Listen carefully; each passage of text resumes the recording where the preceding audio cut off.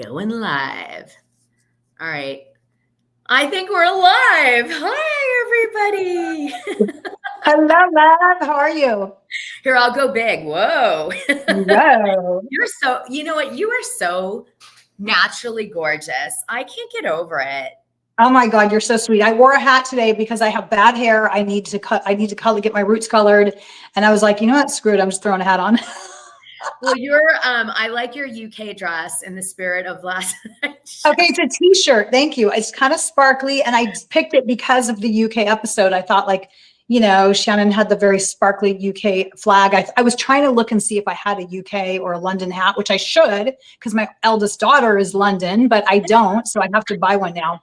But anyways, yeah. So the red Ferrari hat came in, as like the top contender, even though it's Italy, Ferrari's in Italy. Love it. I think it's great. I wanted to give you a quick update on the storm because I look terrible. And the reason you look great. You can't look bad. I'm out of my element. So what ended up happening was in my area was right in the line of the Hurricane Milton. And so I decided to pull my son out of school on Tuesday morning and beat the traffic. And I drove up to my parents' house in Miami and stayed there, which again, I was blessed to have a place to go because a lot of the hotels were sold out. People didn't know whether to go north or whether to go south. And Georgia was still reeling from Helene. So there was places with no power. So even if you wanted to go to, say, Savannah, Georgia, not everyone had power there. It was crazy. So well, luckily for you, if your parents were out of town, I live here now, so you can come to my house. Well, I thought of that after. I said, damn, I should have called in a favor with Peggy. I should have. Anytime, girl, anytime. I should have. So what happened was I started to panic because my neighborhood, what was occurring was everybody was doing runs on gas. So the gas kept being filled in the neighborhood and then there'd be no gas because people would go get generator gas and gas for their car and gas for their second car and their backup car. And so I kept going to the gas station and there was no gas. And I had got to such a low point. I had almost not enough to go a mile. Okay. That's so scary. It was so, oh my God, I don't know if I have enough gas to get around the turn of the gas thing to get on the right side for the pump. American, European gas tanks, different sides. Yeah. So do I have enough? Then I go to the store, there's no water, everything is gone. And I was like, oh man, it was like Armageddon. I was like, what the, and so it's not my first hurricane. I've never seen a reaction to a hurricane like this before. And then, I decided to go, and I really want to share this with you guys because this is something people don't consider in a hurricane. When the power goes in Florida because of other people's drama, okay? Meaning your, 80,000 homes way over there are destroyed. The power's affected in the whole state. You can lose your power for 5 to 10 days with no destruction. That's no insane. Internet, no food, because your food is in the fridge. You're trying not to open it. Even if you have a generator, you're plugging your fridge into the generator. Most generators, they cost $1,500 on gas a week. That's hard for people. And electric ones only last 3 days. So it's insanity. So anyway, I was like, I can't be without internet. I mean, my whole job fails without internet. So needless to say, power's out, went out yesterday morning, 6 a.m., still out, they don't think it's going to come back on till minimum Sunday. So my neighbors are really, we had in our area, we had a 5-foot storm surge. So all the people on the water flooded. We had trees go down. One of the trees in my yard went down, but didn't hit anything. And we had fences drop, power line. We had a power line go down in our across the street. So thank God you left. That's so scary. It was so scary. Anyway, now that was nothing, because what people didn't also realize was there were tornadoes throughout Florida that even though they didn't get any water damage or wind damage, they ended up having their whole city little area demolished by the tornadoes. And this Did was you like see in the big one? There was like a big one in Palm Beach Gardens. It was so scary. Yeah, Palm Beach. And then they did Cape Canaveral. There was a bunch of them. Vero Beach had one. So, and then of course the regular hurricane damage, which the people on the Mexican coast got, which was like alligators were being washed up on people's property. Oh my God. I don't mean to laugh because it's not a funny thing, but it's like, It's terrible. it sounds crazy and funny, but it's not. No, it's crazy. It's what you laugh is the absurdity of like opening up your back door and an alligator there. But that's happening. Like that's actually happening. All right. So now let me do a little reminder to everybody that we've gotten the show going. We are splitting the tips on this show, and the super is 50-50. I hope that my good friend Peggy will continue to do them. She is, I believe in paying my friends when they give me time and energy and effort, something for their time, even though they don't want it always or whatever. And so in this case, I hope you'll support us with a little gesture here and there. And that starts with my dear friend, Peaches. Peaches, I miss you, honey. I know I'm like so behind in my DMs. I'm on it though. This weekend, I'm going to catch up. Yeah, supers really help us out. Also sharing the video, like, and subscribing, of course, and notifications and all that. All right. So Peggy, what were the impacts in Fort Lauderdale? And then let's move on to some gossip before we start the recap. So we're just north of Fort Lauderdale, and we thankfully had really nothing. I mean, then that's part of why we chose to move to the East Coast side, because, historically it just doesn't seem to get a lot of crazy weather. But like I said, Palm Beach Gardens got hit, and, we were looking in that area. So we were actually fine, thank God. And I mean, yesterday was sunny and beautiful. Right now it's starting to rain, but, we were totally fine. We just had winds. I think the highest the winds got to was 28 miles per hour. And a lot of you may have not realized I moved here, but a year ago, we decided we had to get out of crazy California because of gruesome. And we thought we'd try Dallas because it's not so far, like a 3-hour flight from Orange County. So we went to Dallas. We were there not even a year, and it was great. I mean, you definitely get, everything's bigger in Texas. We had a huge, 7,000 square foot house, all this crazy 3 acres, like all gated in. It was gorgeous. But we just missed the ocean, and we missed the whole like beach vibe, and you get it. So we moved here 2 months ago, and we're loving it, but it was definitely scary going through our first hurricane, even though we didn't go through it, just everybody calling and just hearing the news, which they sensationalize everything. And it was definitely like, God, did we get prepared? Like, what do we do? So I appreciate your insight on more on what could happen, like the electricity going out. Cause I didn't realize if somebody, 2 miles from me loses their electricity, that could affect mine too. So now I have to be more cautious of that. Yeah, it's crazy. A lot of people don't realize too, when there's a hurricane, all the water drains from the ocean or bay like a tsunami. And they're like, oh my God, look, it's low tide. It's so cool. Look, there's no water. And like could be within 20 You're minutes. Like, just wait. Yeah. Well, we're on the water, and it's crazy. I mean, I do see the tides, rise and fall a lot. And I was worried about that a little bit, being on the water, but we're not on the ocean. We're on an inlet for the intercoastal. So it's actually safer to be on the intercoastal than it is to be on the ocean. Oh, that's good to know. Well, anyway, my heart goes out to all of the people in Florida that weren't able to evacuate. Also the people that are not in comfortable circumstances, having to address the damage to their home, emotional, all of it. You feel violated. The insurance companies are nightmares. You guys know, I know I'm like an expert at insurance company corruption, we'll call it. So it's pretty crazy. And I am doing a special show to call out cover-ups that happen around mass destruction events like hurricanes and fires in California. One involves your friend, you just said.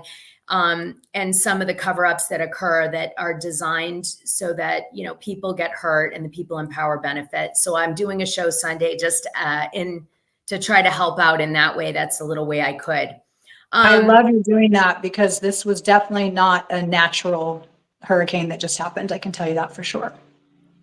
It's a lot of, you know, there's a lot of factors to do with what's happening with all of the weather and occurrences. But what I can tell you is, when I say cover up, I mean, there were companies that did wrongdoing in the way that they addressed emergency situations with the most vulnerable people in our communities.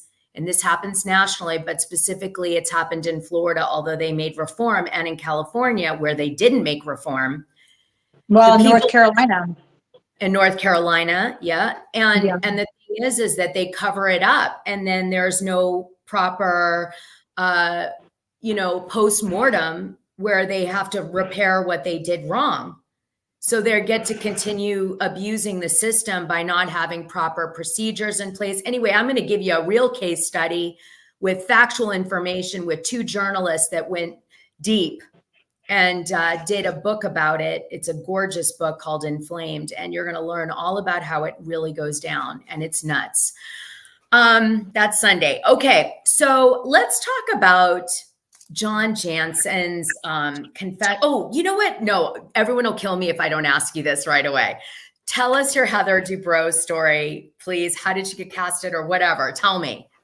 Oh, yeah, because you had asked if we had filmed together, and I said just the one time. So I had, you know, done season 6, was starting season 7. I started having a lot of anxiety. I, you know, had been going through my postpartum depression and anxiety and all that. So I was really on the fence of like, should I return? They did, you know, give me a 5-year contract, and yes, they have a right to, you know, not extend that, but they did extend it for season 7. And I was really starting to have anxiety about it. So anyways, I ended up, you know, I hadn't signed my contract, but they ended up having a party that was happening at Vicky's. And it was like the, what do they call it? Like the opening season party type of thing.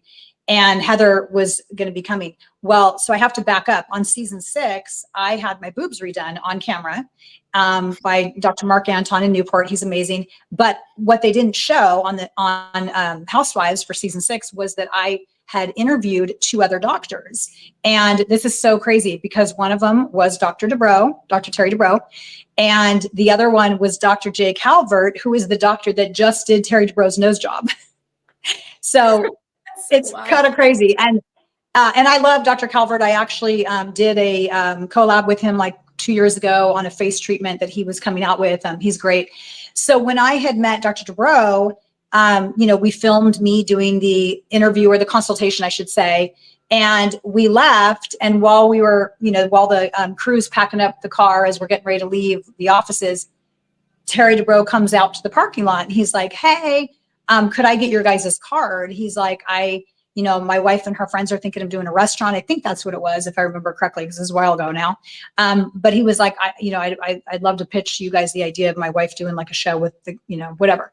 So, so then season 6 continues. Well, then I remember I asked production, I was like, oh yeah, remember that doctor that I had the consultation with, Dr. Dubrow?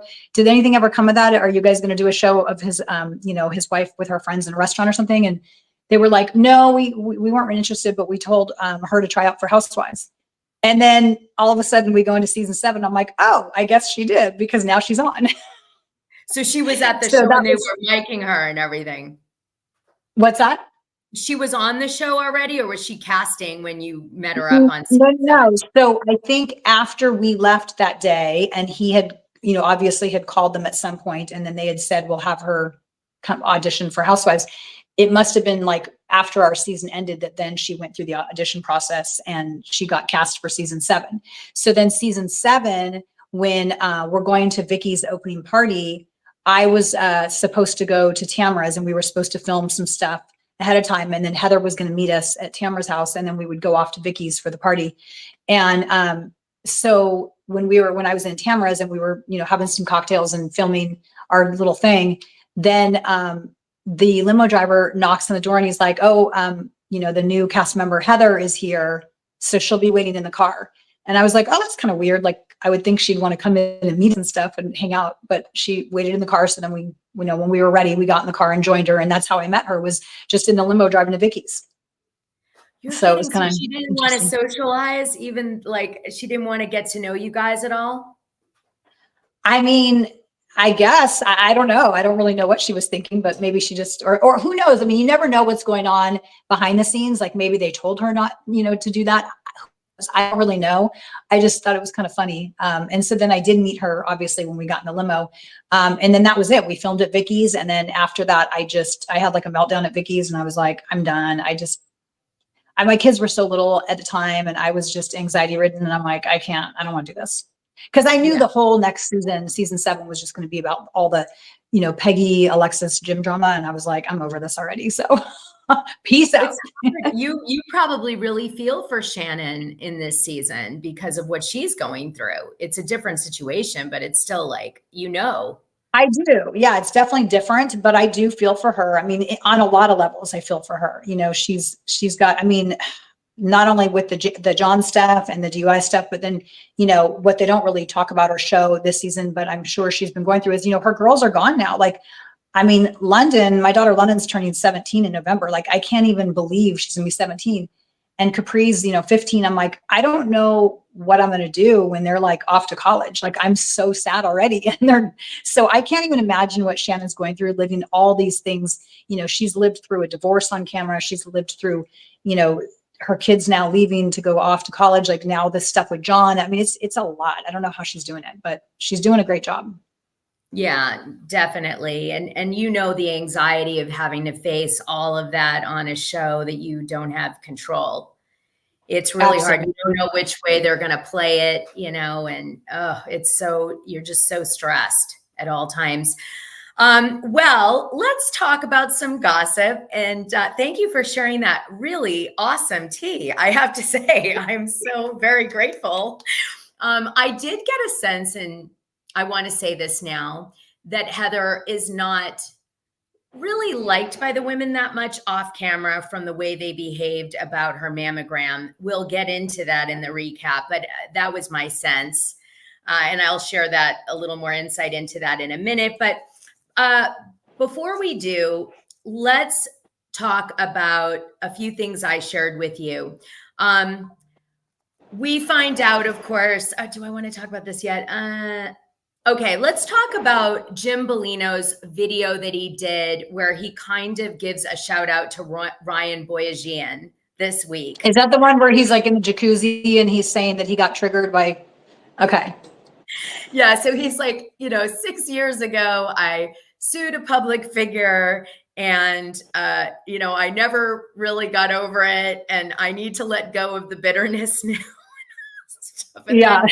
He gives like a shout out to Ryan Boyajian, like, you know, you should just let it go, man. So he's kind of giving him a hint to, you know, about the lawsuit, I think was what that was about. And Ryan goes in his comments and gives him a shout out and says, you know, thanks, bro, or whatever. What'd you think of that whole thing that went down?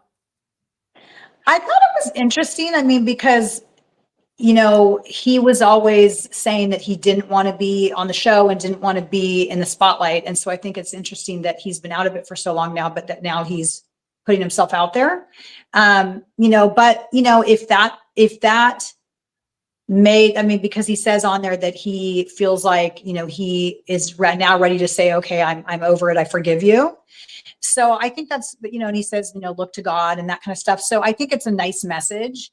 You know, would I have done it? Probably not, but everyone's different. So, you know, but I definitely thought it was interesting that I was like, oh, wait, like he's been so quiet and now all of a sudden, you know, so. I think he's trying to get his voice back. There is some people deal with PTSD from their time on Bravo by going public with their own voice and saying what they want to say instead of what they're being edited to look like they're saying or being told to say. And so I think a lot of the time it feels so good, you know? So I think and you're probably right. He's probably wanting to vindicate himself because he, you know, he felt like he didn't get edited very well on the show. And I will say that he's never said a bad word about Alexis, which I think is super cool. Like, that's the mother of his children. And even though, you know, who knows what he's thinking, but even if he doesn't agree with certain things she does or says or whatever, like, I think it's nice that he's at least always respectful towards her, at least, you know, the times that he's publicly spoken about her. He's, you know, he's not bashing her, which I think is really nice, because sometimes you don't get an ex-husband that's like that. I mean, I don't know, because thank God I've only been married once and we're still married. But, you know, I think there's a lot of husbands that'll go, ex-husbands that go out there and bash their ex-wives. And I think it's nice that that's not happening here. Krista says, hi, I'm here listening when I get ready. Hi, Peggy, and much love and hugs. Team Ryan. Hi. All right, Krista, thanks for letting me know, babes. I love it. Okay, so, well, I thought it was kind of interesting that Jim Bellino went on Kelly Dodd's show on her Patreon and had said that Alexis lied about telling him not to sue Shannon Bedore.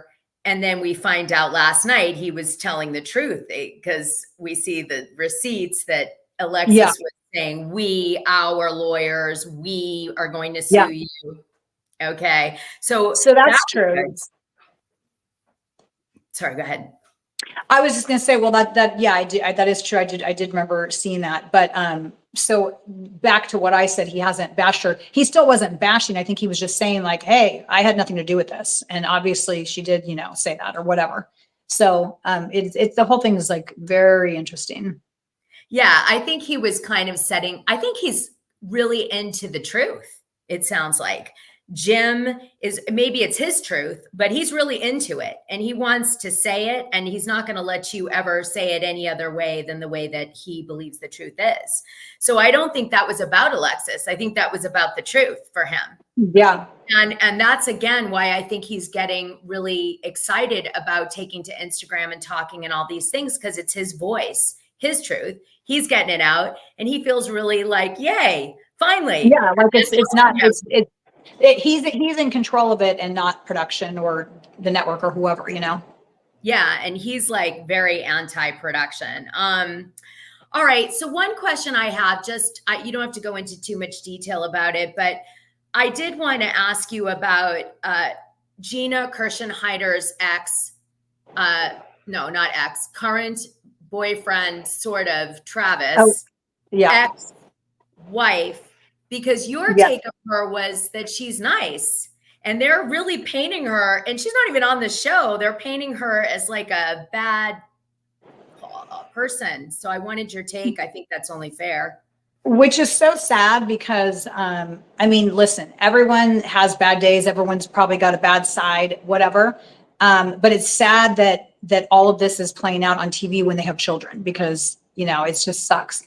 So I met her like 2 or 3 times through mutual friends in Newport, and her parents are lovely. They're just amazing people. They're really, they support a lot of wonderful charities. And I think the first time I met her was, I don't know, like I think a night out somewhere, and she was very sweet. And then later on, she reached out to me and said, hey, my parents are holding this, you know, charity function at their house in Shady Canyon. It's a beautiful area in Irvine on the Newport border. And so she asked if we wanted to come. And so Micah and I went, and and yeah, so that was the second time I met her. And she was always very sweet. Now, I know she had a lot going on. I mean, she had said, like, I'm going through craziness with, you know, my ex. And she was like, she's on the show you used to be on. And I was like, oh, I don't really watch anymore. And I don't know her. I've never met Gina. So I just don't get involved in other people's stuff. And I don't know her well enough to, you know, be involved or want to be involved. But the few times that I did spend time with her, I mean, she was always very sweet. I think she was, you know, very, like just going through a really hard time. So I think, you know, but other than that, she was very sweet. Well, that's a really interesting, different take than what we've gotten from the tabloids, from Travis's perspective, because he's a public figure, because Gina Kirschenheiter, and I think a different take than what Gina's putting forward. And so I appreciate the different take, to see the other side of someone, that her parents are philanthropists, that she is from a well-to-do family, it sounds like, and she is, you know, dealing with it. You don't get that sense, like the way they're depicting her. She sounds like she's from like some part of like inner city, and she managed to like land Travis in Newport, and she's, you know, and she's like a loose cannon. And I mean, so I really like, this is such a different rendition. I appreciate it so much. Thank you so much for sharing. And, you know, like I said, I don't know her enough to really make, you know, or form an opinion. Just the few interactions I had, she was very sweet. So there could be, you know, who knows, like I said, everybody handles things differently, and maybe she's one person, you know, with friends, but then when it comes to an ex-husband, you know, we don't really know. It's so hard when you're only really hearing his side, and we don't really know what went on in the marriage. So, you know, I don't know. I just know the few interactions I did have that she was always nice to me. Well, so it's nice and also that her parents are philanthropists. I mean, that hasn't oh, her made parents it are amazing. Like, her parents were so cool. Like, and they were more closer to our age than, you know, she was. And I was like, Micah and I both were like, oh, we would totally hang out with our parents. Like, they were just so fun and in this loving relationship, and have been married forever, and great to their children, and all about the grandkids. And, you know, they were super cool. I love it. Well, I really appreciate that, because I think it's important to be fair.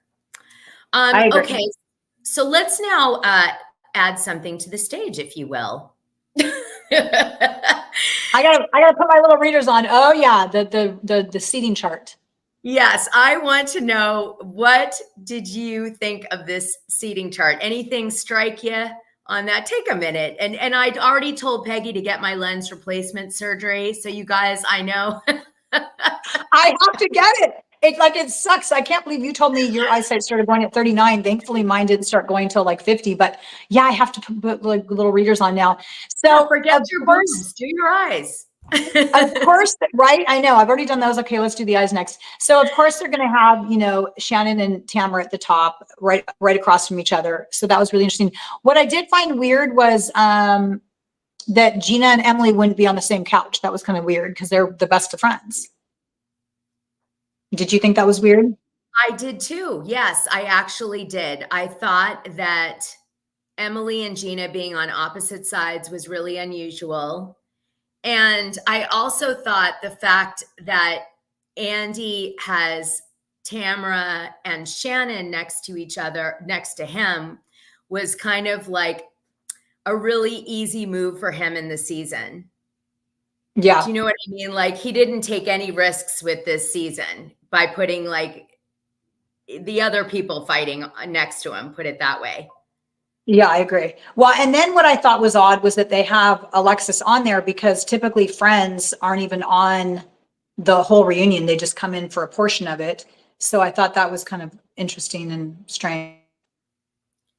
Yeah, that was weird. Why was Alexis not always there? I think they didn't cast her.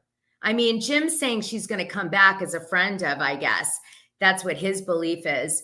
But I was surprised that they didn't just have Alexis there the whole time. But maybe Shannon was like, I won't go if you do that.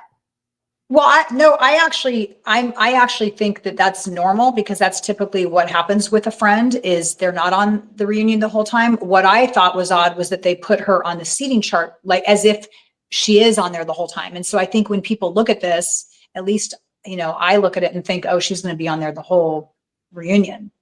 But then from what I thought Andy had said the other day, I don't think she was on the whole reunion. So it's very confusing, this whole seating chart that he posted. And Heather Dubrow probably wasn't happy she was down here. Knowing Heather, like being that down.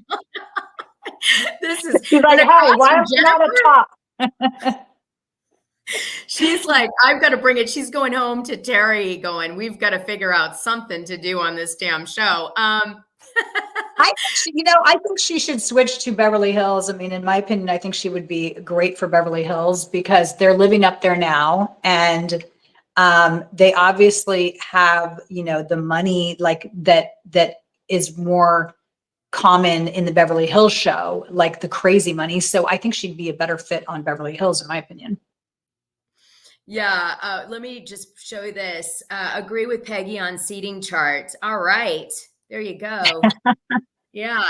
I think I mean, I pretty much agree with all of those points. I think that, you know, this was a kind of an unusual one. That's why I wanted to talk about it. I don't always. All right. Oh, look Well, at now this. there's a lot of people. Shout I mean, outs. there's a Look at this. OG Peggy. Oh, OG Peggy. Love it. Thank you. So I have another funny story that you said. Well, I think I told you this the last time, that when I had come back to film a little bit, considering maybe I would go back on as a friend, I met the other Peggy. And that's what I told her when I met her. I was like, I'm the OG Peggy. You are. I mean, I agree. All right. Let me. But how odd is it that the other, that you know, they got another cast member named Peggy, because it's kind of an unusual name. And I think I told you, I'm not sure if I told you this, but here's another little piece of tea. When I did come on and start filming a few episodes, I think it was, I don't remember which season it was whatever season that the new Peggy had come on, Peggy Salahian.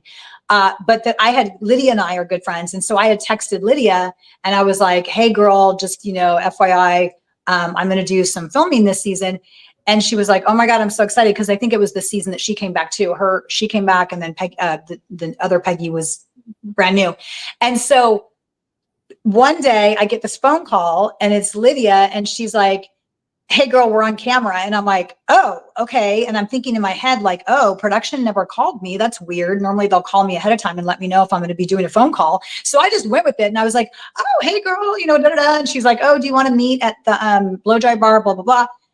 Well, I'm still just thinking this is so weird. So then we hang up, and then she texts me later and she's like, I got to look at this. Oh, I missed it. You want me to tell you what it says? I was letting you talk while we were mourning Lydia's mom. She passed. Oh my God, I have been a mess. Yeah, my prayers go out to her family. I loved her mom. We were actually very close, and I'm just heartbroken of the passing of her. It's so sad. Me too. And I just wanted to acknowledge the comment, but you were telling a great story, so I didn't know what to do. I wanted to acknowledge the comment. I'm glad you acknowledged it, because she was iconic and true fairy dust. And I love her and I miss her already. And but going back to it, so Lydia texted me later and she's like, oh shoot, I guess I called the wrong Peggy. And so she thought, because I had reached out to her and said, hey, you might see me, she thought she was supposed to call me. They didn't specify like which Peggy. So that's a little funny for you. I almost kicked over my phone. Okay. Oh my God, I love it. That's an awesome story. All right, so let's do, I'm going to play you to get us in the mood for, now I want you guys to note that last week I made a mistake and I said we were doing episode 12 recap and we were doing episode 13. So just to be clear, we are doing episode 14, season 18 recap. Okay, I double checked it.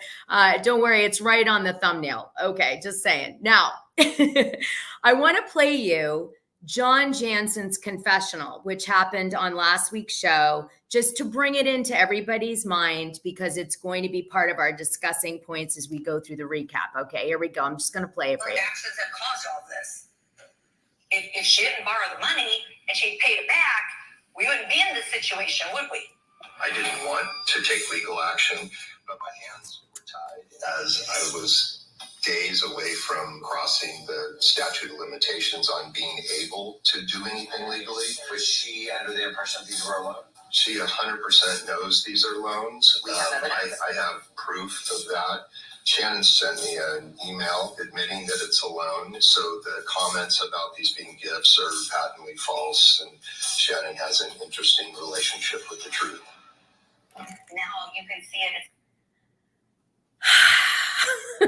Dun, dun. I saw that interview, or I saw that confessional, and I only watched like a second. I couldn't even watch it. I was like, I'm not even going to watch this. I can't even watch it. It's really hard. So this is going to become important, obviously, in our discussion of what transpired on the recap. So let's go ahead and get into it. We open up the show and the women are getting mammograms, and we really think that Jennifer Pedrani's in trouble because she has a lump in her breast. And so everybody goes, oh my gosh. And that was a really ironic scene because everyone's like worried about Jennifer with her lump in her breast, but they all have issues too. And so, they think, oh, I'm in the clear and feel bad for her, but they actually all have issues. And that's such an important lesson. Can I jump on here for a second and just say that I have implants. And so I have never done a mammogram. I do a ultrasound. And from what the research I've done and what I've been told, that ultrasounds are really the way to go, especially if you have breast implants, because they can't squish them. And I had a friend that actually popped her breast implant by doing a mammogram. So then that's why she opened up this OC Breast Wellness in Orange County in Fountain Valley. It's an amazing place. And they're not paying me to say this. I'm just telling you.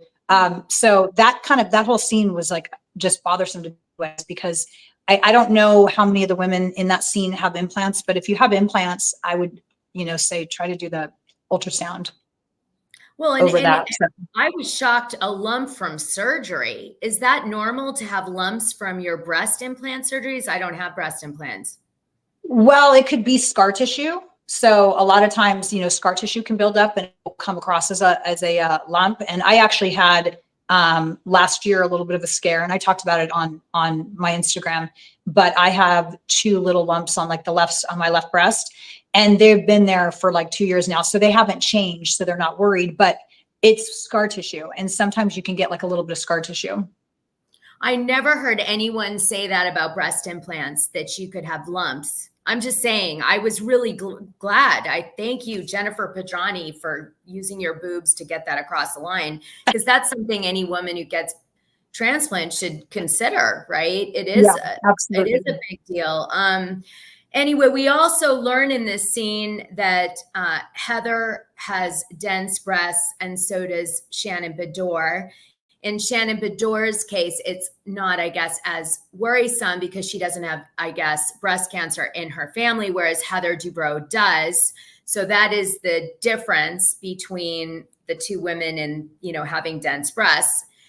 Heather finds out she has a 38, I'm doing that from recollection, percentage of getting breast cancer because of her genetics and the dense breasts. And she's gone from really sure of herself in her mammogram journey to really scared. And meanwhile, everybody else gets through it, except Gina has to get an ultrasound, which is, I guess, a level up. When they're worried about something, they kind of escalate it to an ultrasound. And so but why not? That's why I just get that from the get-go. Just get that, just skip the whole, that's what I do. If you can listen, if your insurance will do that, you can. And if you can't, you have to do the step up process. But you made some great points to bring up to an insurance company, for sure. So anyway, what happens though that's a little heartbreaking is the women have a misunderstanding, and it does come off like a misunderstanding, but Heather isn't aware of it, which is she comes out and she asks everybody how their breasts were, and they share, and no one asks Heather about hers. And that is because Shannon says that she hears the women in the background going, yay. And she hears Heather as part of that yay. And she thinks it's her celebrating nothing is wrong. So she doesn't bother to ask Heather.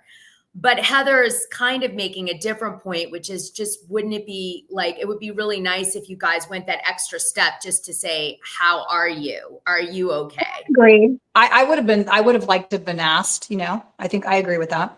Thank you, Queen Hermit. Love it. I'm a hermit too. Okay. So, so I kind of felt for Heather, and that's unusual for me because I don't really like Heather all that much. But I felt for her in that scene actually. And I could relate to that. So then we move on. I mean, unless they did ask her and we just didn't see that, who knows? Well, Shannon went on Watch What Happens Live after and admitted that they didn't ask her, and they felt terrible I didn't see that. it. Okay. But that they were under the guise that she was okay because she yelled yay for Gina, because they were like away.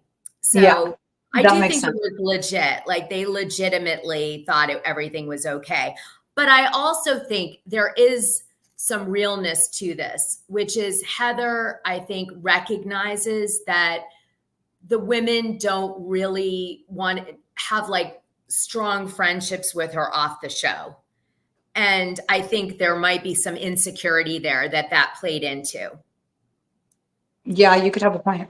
Yeah. I can see where you would think that. Mm-hmm. Like she might be getting iced out a little. And when I look at that seating chart we just visited, I really feel that way. So then we jump to Shannon Bedore, and she says a really catchy line. She says in her confessional, because I guess Alexis had put in the text message that, you know, if you would pay the $75,000 to my future husband, we wouldn't have problems or something. But she makes sure to say my future husband. Oh yeah. But didn't she say that like a long time ago before they were engaged and stuff? I don't think so. This was in response to her not being invited to England, I think. Yes, but didn't she also put in there like, oh, if you can afford to take your friends to London or something, then you should. Yes. Okay. Yeah, but she says my future husband, and they're not engaged yet. So so Shannon calls out, you've been dating him for 4 months. And yes. She says, and I'm paying your future husband, like after 4 months of dating. Yeah. Right. Okay. Yeah, that was crazy. Well, and you know what's interesting is, you know, Alexis was on the show for 4 years. Like, she knows, for her to even say that, it was obviously, you know, taking a dig, because she knows that when you do a trip, then production's, you know, handling the trip. So it's not like it's coming out of Shannon's pocket, you know? Yeah, no, I know. And that's why when they do the digs playing on what production's doing, I get so annoyed. Like, they're like, oh, the fans don't know. We'll just, you know, like, we'll just make it seem like they're idiots, right? Okay. So then what happens is we have them fly to the United Kingdom on JetBlue. Were you guys surprised by that JetBlue placement? I was like, wow, JetBlue has, first of all, JetBlue is first class, and JetBlue. Oh, yeah, it's a little surprising. I mean, I thought maybe they'd do like a charter, but that was interesting. Yeah, I just was surprised it was JetBlue. Virgin, I get, you know, British Airways, sure, but JetBlue. British Airways would have, yeah, been more apropos, yeah. Okay. So then they arrive and they are staying at the Mayfair, and they have 2 suites. One is the penthouse suite and the other is the Opium, which is a very odd name for a nice room in the Mayfair. And the women put their hands in a bowl, and that's how they select their rooms when they get there, which is, you know, bullshit, because they definitely were assigned their rooms. Okay. Well, and especially Shannon, it's her trip. So, you know, she's going to get, or she better get the penthouse, you know? Yeah, exactly. But it was hilarious because I was like, oh yeah, you know, and in fact, they edited a lot after that. And that's because, you know, the women already have, you know, they kind of know who they're with already and all this stuff. And you see it get real choppy in the edit. Oh, by the way, I've got some tea I just want to spill really quick, but I had to hide it in the middle of this live. I do that. It's like I reward the people who stick around. So I heard that a bunch of the women were invited to do a, like, you know how the housewives do appearances and they get paid to do things sometimes? Well, I heard a bunch of the housewives were paid to go on a cruise and do like a promo with this cruise. I don't know what the brand was they were promoting, but it was like they all got a free cruise and money. And Vicky was pissed because she wasn't getting the same amount as one of the lead housewives that was conducting the trip. So the brand had picked a housewife to do the trip, and then they were being brought in. And Vicky was like, I'm not getting the same as her. I have like as big a demographic of followers. I'm out. And then she made like that was during the London trip? No, this is off TV. Sorry. This is just like in real life. Sorry, okay. I've jumped off the show. Yeah. Okay. So in real life, this was like a promo they were supposed to do. And so Vicky was like, I'm not doing it. And then I don't know, maybe they fired her too. I don't know which way it went. Like she quit or they fired her. Interesting. Yeah, very interesting. Yeah. So that was kind of some tea, but I wanted to hide it in here. Okay. So we'll go back to the show now. All right. So the next thing that happens is that the women get a gift, which seems really over the top, which you just mentioned, which is Shannon Bedore gives all the women Harrods bags with British hats and Burberry scarves, which are $575 each. And she hands them off. And then the women go and do a bunch of confessional videos about how they can't believe that with her owing $75,000 to John Jansen, she's giving these lavish gifts. What do you think of that? I mean, first of all, if production's covering the trip, like she can, give some nice gifts because people are coming for her birthday. That, to me, it's so stupid. And, but furthermore, we don't even know if maybe some of those gifts were sponsored. Like we have no idea. So I just think it's like, at this point, you're being petty to even bring it up, Yeah, it was But really. they were nice gifts. They were nice gifts. I would have liked to have been on that trip and gotten those gifts. I said the same thing. I was like, where was this when we were on the show? This is right. way When we better. were on, they did like barely anything. I mean, I remember going into season 7, I said to them, can we at least leave the country? Like, I know the US has amazing places, but like, this is Housewives. Like, let's leave the country. So I gave them the idea to do Costa Rica. And then I ended up leaving and quitting. And so then they did go to Costa Rica, but I didn't go. And I was like, damn, I didn't even get to go. I ended up going to Adrienne Malouf's casino, and she probably comped that for Bravo. So like, I'm sure she gave it to them free, because her and her brothers owned that casino, so. Well, it gives them like a commercial, basically. The Palm. Yeah, I went to opening night there, the private opening night. So yeah, that's the thing. Like back then it was like most of the trips were kind of more in the US and just nothing crazy. And now, I mean, they're doing all these extravagant trips out of the country. And I know it's so, and the gifts. So what did you think? So what you asked me, but what did you think of the gift that everybody got? I thought it was a very unusual thing that they put in the edit. They probably did that because they wanted the other cast members to say, how could she be doing this? Yeah. That's right. So yeah. I felt that it was produced. It was a produced scene so they could get some shade out of the other ladies about her doing this elaborate bag, so they could criticize it and set that emotion for the fans. So the fans would be like, oh, I think that that's really generous and awesome. I'd love to get that bag. Or no, I wouldn't want to get that bag because she owes him, John Jansen, 75 grand. And that's really irresponsible. Okay. But I mean, I really feel like we're a little brighter than that. And I just would like them to go like, geez. I like Jen Pedriani's, I hope I'm saying her name right. I loved her. Pedrani, I loved her response. She's like, she could have given me a knockoff and I wouldn't know. I was a great gift. And I was like, that's so sweet. I love that. Yeah. Jennifer is really good. She's got her pulse on the fan base. She's watching. Defo. Yep. Defo. Okay. So then we get into this loan discussion about John Jansen. Now this is kind of juicy. This is where it gets good, right? We've got Shannon being called a liar on her birthday group trip, which really was weird. That was so mean. So mean. I don't know why the producers chose to do it that way, but I mean, we always expect the drama, but the way it went down was like an attack on a woman's birthday where she took you and brought you to an amazing place. Like that's the story. It was really awful. And essentially, what happens is Tamara says, I actually texted Peggy during the show. I was this upset over this. Okay. I said to Peggy, let me get to this over here. I said to Peggy, I was so upset.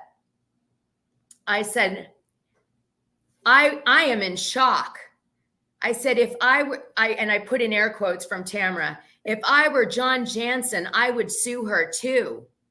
Shannon is a liar, she says. Shannon uses us to do her dirty work on the show, she says. And I said to Peggy, I think that the reason Tamara Judge is trying to literally get Shannon in a worse legal position and truly hurt her in her real life, because that's what those kind of statements do on the show, is that she's still pissed that Shannon Bedore wasn't her friend when she got fired off the show. So Shannon was, so the betrayal. It's still there. Yeah. She's still feeling it. Yeah. And she's out for blood. Like, this is Tamara out for blood. I'm going to destroy you, not just, And it's scary, having to be with the people that are going to get that crazy on a show, because, then they are affecting your real life. I mean, it's really scary. And she's in litigation at this time, which would have, that would be, most people would quit, especially with the DUI hanging over them going into the season. So then what happens is we get into this whole thing about Shannon is a liar. And we see Tamara, Judge, and Heather start to collaborate on this. Heather is now going to join Tamara's side on this. And she's saying, have I been used by Shannon? Because Tamara is obviously saying to the women behind the scenes, sorry, there's a bug in here. The Florida bugs. Woo, all right. Behind the scenes, she's saying like I was used by Shannon. So I think Heather starts to listen to Tamara and she's like, am I being used too? We lost Peggy for a second there. She's back. Okay. So what do you think of that? That really surprised me. I mean, first of all, like you said, they're at this beautiful dinner. It's her birthday. Do we really need to escalate everything to this level? I mean, I think it should have been handled after the trip or, one-on-one. I just felt like it was like a gang up session on Shannon, and I felt really bad for her. Yeah, it was so strangely done. And Heather suddenly getting like, am I being used? And the context that Heather uses is so strange. Like about her being bloody. You show me this bloody picture of you, and then you're like, that didn't make any sense to me. Like, yeah. It didn't make any sense to me either. She's like, you're showing me this bloody picture and you're like, not sure if John Jansen heard your accident or not. But then you go on Jeff Lewis's show and you say that you don't really care about it. Like, so what? Like it's two whole different, situations. I mean, it's one thing is about the loan and the other one is the accident. So why bring them together? It's not even the same concept. It's very strange. The whole way it was all makes sense. And why her saying, I don't really think about it to Jeff Lewis on a show. What does that have to do what she says to Heather Dubrow in confidence? I mean, even though it's on the show, but she's saying it in confidence, like drunk. So like, I don't get it. I was just kind of like, wow, that's a leap. They really stretched it on that one. Yeah, it was definitely odd for sure. And I'd be curious to see what, I haven't really had time to look at, any comments on it and stuff, but I'd be curious to see what the fans think and how they feel about it. So well, if you have a perspective right now, let us know live because. Oh my God, yeah, put them in if we want. We'd love to see it, or just put it in the comments and Peggy and I'll go read them later for sure. So the other thing that happens, of course, is that she goes on Jeff Lewis's show and she says that John Jansen sent her a promissory note, which would assume that John believed it was a loan. And Shannon seems to agree on Jeff Lewis's show that it is a loan. But then later she's like, it isn't a loan. So the women get into that whole drama around that. But how soon did he send that promissory note? That's what I'm curious about. Within days of transferring the money. He had already transferred the money. Because, I mean, what bothers me about that is if he did send that, wouldn't you also have a discussion? And then that's what I'm confused about too, because were they still together or were they not together at this point? They were kind of, let me think for a second. They were still together, but they were rocky. Okay, because then I thought I read somewhere that they weren't. So it's like, regardless of any of that, any businessman or businesswoman, if you are, smart, you would put that in writing and you would both sign it in person. I mean, that's what I would do. Like if I were dating somebody and I, said, oh, hey, I can't get a loan, but hey, you have money. And he was like, oh yeah, I do. Let's do this. Like, then write it out just to make sure, Yeah, it doesn't make a lot of sense to me. What I think happened. It's just very confusing. Yeah, they were definitely still somewhat of an item because a guy doesn't pay for a facelift for a woman he's not effing. Sorry, guys. So let me just say it the way it is. And so if it was for the facelift, there's no way that wasn't happening behind the scenes. And I think that maybe there was an unstated understanding that she would pay it back. And then John, maybe things got rocky because they were fighting like constantly. So maybe things got a little bad over the days that followed this loan or part of the loan, and he started to panic. So he sent the promissory note to say, let's finalize this. That would make sense. Yeah, that would make sense. Because he got nervous. And then Shannon doesn't sign it. But she's still saying, don't worry, I'm good for it, kind of thing. Like loosey-goosey, right? And then he never brought it up again until he started dating Alexis and she got on the show and it was all on, camera. So that the whole thing is just so odd, and it's sad, actually. And then Shannon offers to pay it, which everybody loves to say. Exactly. Yeah. So it's like, great, she's willing to pay it, but you want to make it Alexis Bellino storyline. And Alexis Bellino, in order for you to keep her, is you have to allow her to make this her storyline. That's my take. Well, and that's what bothers me is she did, if I remember correctly, or I read it, whatever, and you just said it, like she did say, hey, I'll pay this back. And wasn't it because he wouldn't sign the gag order or something? I forget why that never went through. Yeah. Yeah. So if he really wanted, if it was only about the money and he really wanted the money back, wouldn't you just do that? I mean, I would. Like, that was just. Well, and at the conclusion of the season, he says, I'll take the money now. So in other words, he said, I'll sign it now. No problem. But now it's like, it's all been drugged through the mud everywhere. Yeah. It's like, it was definitely about the show. Definitely. Yeah. Okay. Absolutely. So he's like, I won't take the money because I won't sign a disparagement. The season plays out all down. And then at the end, he goes, okay, now I'll take the money and I'll sign the disparagement thing, non-disparagement. Yeah. So of course it's about the show. I mean, come on. Yeah. Right? Let me play you something, you guys, just to bring this, kind of like pep us up a little here. Hold on a minute. Oh, wow. What is this? Oh, Alexis wrote this. This just came out. Listen, you guys. Hi, Shannon Bedore. Since you're hosting this, oh no, this is from this is the text message. Yes. Hi, Shannon Bedore. Since you're hosting this amazing trip to Europe with our friends, surely you can scrounge up the funds to pay my future husband his 75 grand that you borrowed and owe him safe travels. But this is what the fans were saying. She did say she would pay him the 75 grand. He just wouldn't sign the disparagement agreement. So like, they're like, this is that gaslighting that happens in Bravo's kind of, if you're not clever, you miss it. Let me see if I can find the clip I wanted to play you guys. It was really good. Let's see if I can get it on my Instagram. I wanted to play the last scene. What did you think when Shannon is vindicated while I'm looking for this in the last? Is that where she leaves the dinner and here it is. Here it is. I got it. Oh, shit. Do you remember? Excuse my language. Here we go. The ball rolling with my lawsuit, and she said she didn't. And we were on this hamster wheel, and she said, I never did anything. That was Jim. And I'm like, no, Alexis, you started the lawsuit. You were involved in some way.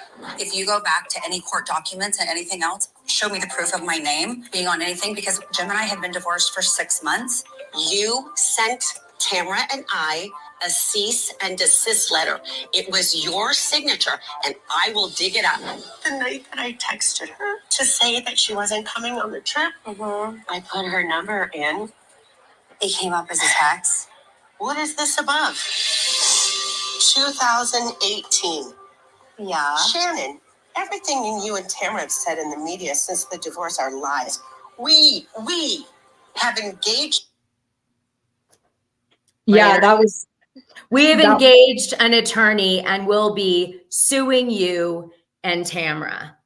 So, and then it goes into, then also it says our attorneys will do it. So she's basically calling out that it's a lie. Like we said, Alexis did really have some impact in it. Obviously, if she wrote that, I mean, she's basically, Shannon was lucky that text came back because she had obviously deleted her number. So the fact that it came back, that's great for her because it's kind of showing her, oh yeah, this proves it right here. She's telling me right here, our, us, we, so And then she said in the other clip you had played, she said that her signature was on there. So, I mean, I don't know how much more proof you need. Yeah. And what's interesting is the buildup right before this is Tamara saying it's all a lie, that Alexis Bellino is right and Shannon is a liar. But then we just, that falls apart like, like the other room. Yeah, and they're still going. Tamara and Heather are still going on that trajectory because they're separated. So production's over here shooting Shannon with this just destroys everybody moment, right? And meanwhile, Heather and Tamara are still going on their tangent, trying to hammer it in on the show that she's a liar. And it just is, oh God, what a mess. What do you think of the scene that I think it was the last scene is when Shannon finally gets up and leaves, but then she kind of comes back because she hears that they're still going on about it, and you see her like through the bars and she just goes off on Tamara. I was proud of her because she really stood up for herself in that moment, and she said like, I'm healing and I'm working on everything, and I was really proud of her for calling out the meanness so clearly. Yes. It's so clear about how everybody was being awful. And I really appreciated that. And Shannon, when she said, Tamara, I can't believe you're laughing at me. Like at my birthday, after I did all this stuff, if you want to go with the storyline, right? With my birthday, with all this stuff, you're supposed to be my friend. The presents. Yeah. And you're coming for me like this in this awful, awful, awful way. And she's like, and now you're laughing? And Tamara's like, I'm laughing because you look like you're in jail. Did you catch that, Dig? Yeah. Yeah. Unbelievable. Unbelievable. Can you please tell me has Tamara always been this like dark and I just didn't know it? I mean, I'm like in shock. Like I said, for me, I mean, when I was on, because I only did, season 6 and a little bit of 7, I didn't have anything. I was the new girl, so I was safe. But I mean, I've I've seen so many people that have gotten so hurt from things that she's said or done, and it's just, I mean, it's thank God I've never been on that bad side. I can tell you that much. I'm glad. For that. I'm on her bad side because Teddy hates me, Teddy Mellencamp. So Teddy liked Tamara. Oh, we had a few fights. That's all I'll say on that.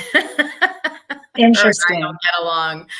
Yeah, I don't care. I think she's boring as all hell. So I think she's a very vanilla human. Just my take. So I'm not going to miss her. I do think she's a pretty lady. She doesn't, I feel like she's naturally pretty. She's not like crazy done up and stuff. I think she's pretty. Well, she runs a diet program that you're allowed to eat 4 calories a day. No, it's not 4, but it's like 500 calories and work out, for 2 hours. So if at the end of eating that little and working out that long each day with a coach, you don't look hot, I don't know, then, probably isn't going to happen for you really. Right. Okay. Thank you. Nick of time. You are in the nick of time to send that super. Thank you. Yay, my favorite part of Friday now. Oh my gosh. That's almost bringing me to my next question to you, Peggy, soon. Hold on. Okay. So the last thing I want to tell you guys is the fans last night on Watch What Happens Live, they said that they felt that Alexis was egging John Jansen in suing Shannon Bedore. This is a different thing now. They're saying Alexis actively said, John, sue Shannon. Interesting. What do you think about that? Well, I don't know enough really to really have an opinion, but I do think that the fact that I don't remember what I read, that however many months went by, I do think it's interesting that, like I had said before, he didn't come after her for any reason. It was like he kind of just let it go. And then why all of a sudden is it coming up, right when the show starts filming and he's now got a new girlfriend and she's filming, what I mean? Like that whole thing, the timeline just doesn't add up. So I could see where people would think that for sure. Yeah, I think, you know what I think? I think she probably had a conversation with him like, you know, why should we go without $75,000? Why should we suffer as a couple that we can't go to Europe for like the summer for the 75 grand because Shannon took the money or whatever for her face? Like, BS, go get the money back, get our money, you know, our money, our attorney. You're such a good actress. I love that. Oh my gosh, that's so funny. All right, so here's so that was something that came out that I wanted to talk to you guys about. I'm sorry about this like really weird fly flying around. Oh, one last thing. Would you have enjoyed the boat ride or not? Some of the women loved it, some of the women hated it down the Thames in London. Would you have liked that activity, Peggy, if it was you? I probably would have been fine with it. I mean, I'm pretty easygoing. I'm always all about the adventure. And even if it's not the most perfect situation, I try to always make it okay. So I think I would have been like, whatever, let's just have a cocktail and get through it. All right. So I like fast rides. So I would have been like, that would have been an activity I would have been so happy about. Plus it has a beginning and an end. So you don't have to be on the boat for 17 hours. Yeah. You know how they do that? It's a certain amount of time and you know you're done with it at that time. So I agree. I mean, I used to say, oh my gosh, I remember there was like a scene in Beverly Hills and we were all going to Paul Nassif's office. And I was like, oh, I don't want to go because they'll keep us in that office for like 5 hours waiting for something to happen. And, you know, and I was like, I can't go and sit in that office for that long. That's why I used to dread going anywhere because I was like, unless it had like a beginning and an end, you were just stuck forever. Yeah. I wanted to run during game night. I wanted to run out of my house screaming, like, get me out of here. Please leave. You guys have been here forever. 20 hours. It was always the dinners, like the dinner we witnessed, you know, last night. Those were always the most stressful because even though you'd think it'd have a beginning, a middle, and an end, like a dinner, it's like, how long can you have dinner for? They never do. And so you feel trapped for so long at things like that. And it's hard to say checked in. It's really hard. And in the old days, we didn't, at least in my group, there wasn't this conscious thing like, okay, we have to perform. It was still being pitched as like a reality show where you're like being real on the show. Although some of the ladies figured it out after the first season, but I never watched the first season, even though I was on the first season, I never watched it. But anyway, I mean, season 1, but season 2, like they started to figure out the game, but I didn't know the game. And I used to really suffer because I'd say like, I don't have the attention span to care about this for 2 hours. You know what I mean? Like Kim's in the bathroom, Kim's in the bathroom, Kim's in the bathroom. You know, you're like, okay, who cares? I'm like, move on. What do you want me to do? I'm like, you want me to go to the bathroom? You want me to get her? You want me to go in there and shake? I mean, it was so bizarre. It was the weirdest thing. It was really surreal. And I guess what they were trying to do was bait people to do things. But if you didn't understand it, they don't say it. So you kind of like, they can't. Yeah, they can't. Yeah. Speaking of Kim, that you brought that up, it's so, I saw something online the other day that she's struggling again. And my heart goes out to her. I just feel so bad. I hope that she can, you know, get on track with everything because it's just really sad. Yeah. The 5150 hold you're talking about. There was, that, and just that she had basically, I think had fallen off the wagon or whatever. So I just feel like she's just really struggling again. And my heart goes out to her. It's, you know, the fans asked me a lot about this, and sadly, the patrons will tell you that my take is that there's only one person that can correct Kim, and it isn't Kathy and it isn't Kyle. It's Kim's kids, and they're probably exhausted, honestly. And, you know, I actually, my thought on Kim, which was like my hope for her, was that maybe somebody might be able to get Kim on semaglutide because it does help with drinking, and drug addiction kind of is a weird byproduct of it if it's done right. Oh, weird. Okay. Yeah. So maybe it might help her a little bit. I think she needs somebody like something like that to help her. And then also a reason. And I was going to say she has to want to help herself too, because you have to, you know, from people I personally have known that have gone through things like until they're ready to help themselves, like nobody can help them. Yeah. And I don't know if she'll really ever be in that state of mind to help herself. Sadly, I don't think that, yeah, I don't think she sees it the way other people see it. Like, it's one thing if you see I have a problem, and I don't think she sees it that way necessarily. I mean, that could be for a lot of reasons, right? Yeah. You know, you For sure. sometimes you have mental health problems, you can't see it.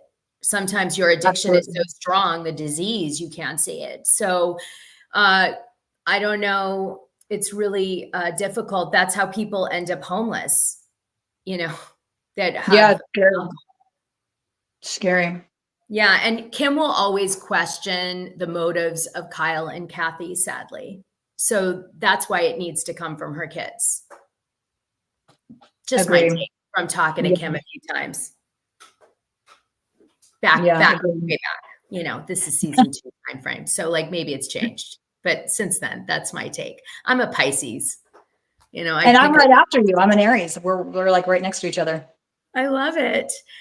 Thank you, Kate Mannock. Well, thank you, Kate. And we really appreciate your tip. Thank you, Kate. That means a lot to us. So now here's the big question. After, do you want to do another one of these? We said, you guys, that we would do 2, and then we'd see how Peggy felt about it, because she doesn't normally do this sort of thing. I've kind of brought her in. She's normally a sponsor person. She does like highbrow sponsorships. And so I mean, that's not the, you know, that's not the only thing I do. It's just, I don't know. I guess I feel like, to me, I feel like it's like, I'm not in that world anymore. So do people really care what I think? Do I really care? I think they care. They said this is, didn't we have a comment earlier that was like, this makes my Friday? We did. That was very nice. Yeah. So, oh my gosh. Well, can I let you know? All right. Okay, you guys. So you better DM Peggy and tell her you want her to do another one next Friday, so I can get her to do it. Otherwise, if Peggy decides she doesn't want to do another live, I will do my recap on the regular video channel that I do. You can go back. But I do have fun. It is a lot of fun, and I adore you. So. Well, I hope you'll consider it, because this isn't so, I mean, it's, you know, we're not that shady. All right, you guys. Well, Peggy, say goodbye just in case, okay? Love you guys. Reach out to me, OC Peggy Tanos on Instagram, and you never know. I think, and maybe I'll be back next Friday. We'll see. I'm gonna guilt trip her all damn week. Don't you worry. And she will too. I will. All right, you guys.